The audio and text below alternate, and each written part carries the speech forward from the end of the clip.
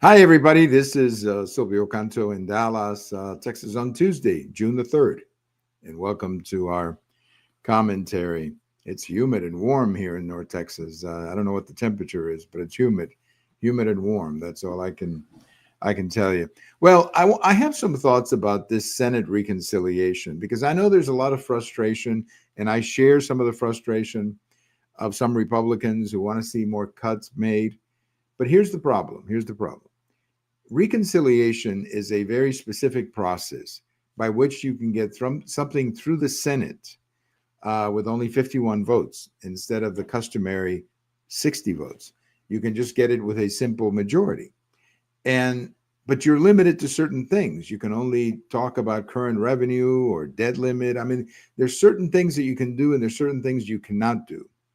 And in this particular case, what they're putting through is as much as they can do within reconciliation. And that's the key, within reconciliation. It doesn't mean that they're not going to come back with appropriations later to, let's say, do away with NPR funding or PBS funding or the Department of Education, for example, or the elimination of other programs. That's not what this is. This is not going to be the only bill that you're going to see from the Congress and from the administration. There's going to be other things. There's going to be other appropriations that will come up later. But this is as much as they can get through reconciliation, and that's the key to remember, that they're trying to get this done through reconciliation. Now, what's going to happen in this particular bill, or what's in this reconciliation bill? They're codifying or making permanent the 2017 tax cuts. That's a good thing. Those tax cuts were good for the economy, and in particular, when they brought down the corporate tax revenue or tax rates. That was good for the economy. So making that permanent is going to be good for the economy, and I think you'll see a good reaction from businesses and from citizens in general. They're also going to do away with taxes on overtime income, and I think taxes on Social Security, which is not a bad deal. Look, I think it's crazy for people who work their entire lives to pay taxes on Social Security after they've paid taxes all their life. I mean, I think that's to me that's a fair thing to do. So that's basically going to be what this reconciliation bill is going to be doing. And everybody needs to understand that. And I know there's frustration because everybody wants to see a lot of cuts. I want to see a lot of cuts. As I mentioned, I've got some cuts that I want to see, big time cuts. We have got to address the size of the federal government. We've got to bring back some of these programs really back to the states or eliminate them altogether. We've got to do something about the spending. We got to do something about the debt. The country has huge debt. We got to do something about it.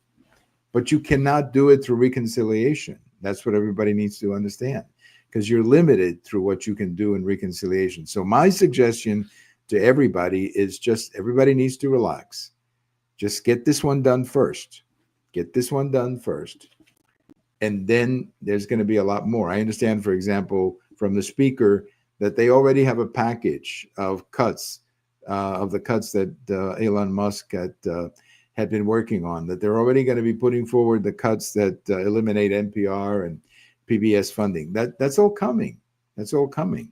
So it's going to be a busy year, believe me. After they get this done, which I believe will be done, or they want to get it done by the 4th of July, there's going to be a lot more coming. So I think everybody needs to realize that it's a step-by-step process here. And the reconciliation is good for certain things, but you're limited to certain things, and they're doing as much as they can in the reconciliation process at the moment. So everybody needs to relax a little bit, and let's just go one step at a time. Well, let me talk a little bit. I have a post over at the American Thinker today about Mrs. Obama. And I'm not being critical of Mrs. Obama. I don't usually criticize the First Lady.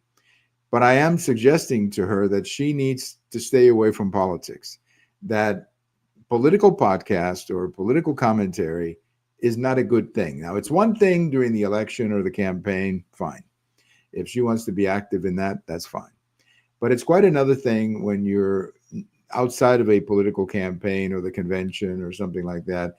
I think that it's much better for her image as a former First Lady and a woman who's admired by many Americans, to stay out of politics. It's going to do her a lot of good to stay out of politics. And, we have examples here in Texas, as I mentioned in my post. We have the first Mrs. Bush, who came back to Houston and stayed completely out of politics.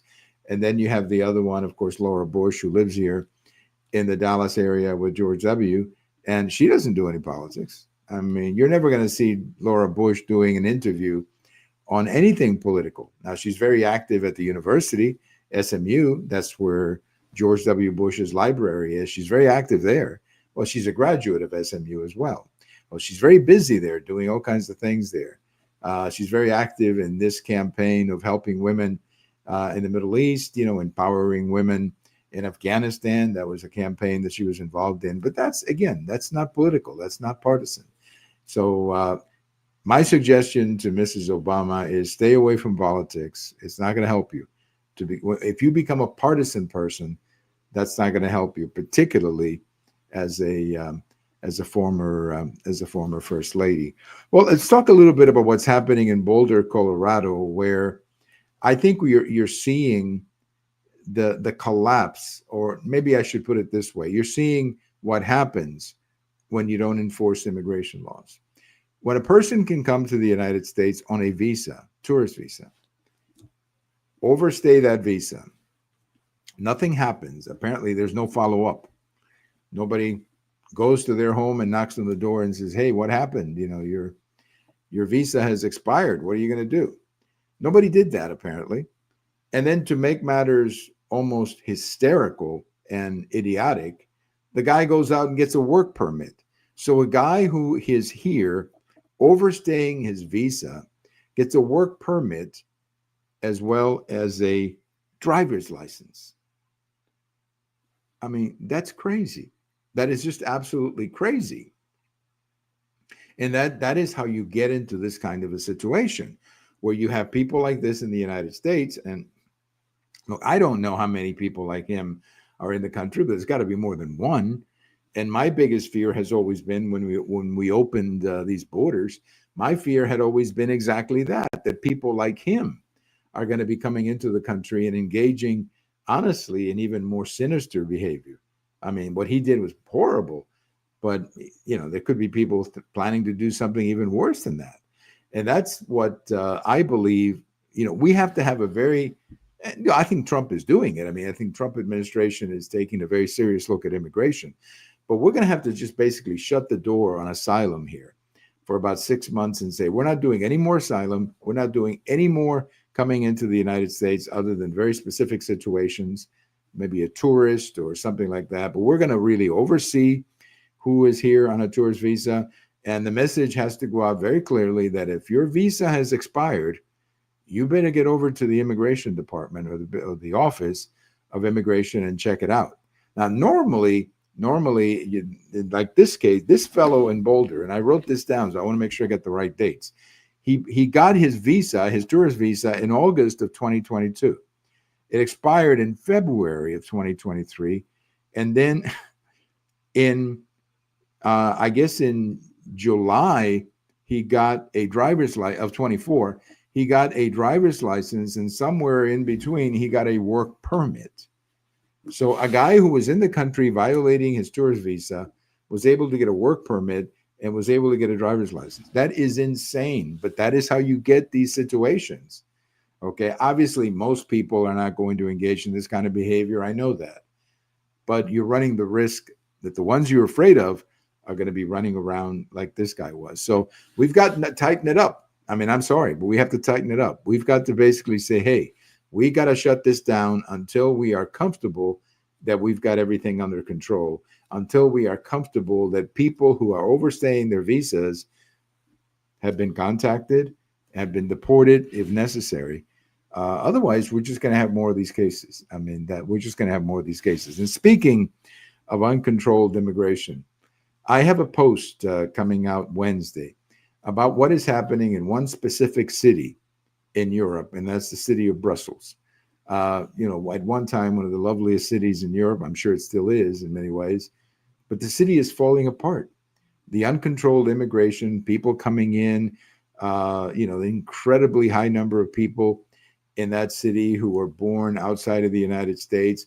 They don't acclimate to the culture. They come in and they want to keep their own culture, and then they want to impose their way on everybody else. And then to top it off, they're the only ones having babies because the people in Brussels and in Belgium are not reproducing.